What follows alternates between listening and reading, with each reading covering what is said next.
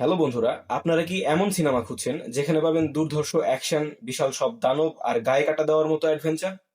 আজ আমি আপনাদের জন্য এমন 3টি মুভি নিয়ে এসেছি যেগুলো মিস করা আপনাদের একদমই উচিত হবে না। চলুন শুরু করা যাক। তালিকার প্রথমে আছে দ্য রকের হারকিউলিস। কিন্তু সাবধান, এটি আপনার জানা কোনো সাধারণ রূপকথার গল্প নয়। এখানে হারকিউলিসকে দেখা যাবে একজন ভাড়াটে যোদ্ধা হিসেবে। তার অকল্পনীয় শক্তি আর সাহসের পেছনে আসল রহস্য তা নিয়েই এই সিনেমা। যারা গ্রিক ম্যাথোলজি আর রিয়েলিস্টিক অ্যাকশন পছন্দ করেন তাদের জন্য এটি সেরা চয়েস। দ্বিতীয় মুভিটি হলো জন কাটার। এটি এমন এক যোদ্ধার গল্প যে ভুল করে পৃথিবী থেকে মঙ্গল গ্রহে পৌঁছে যায়।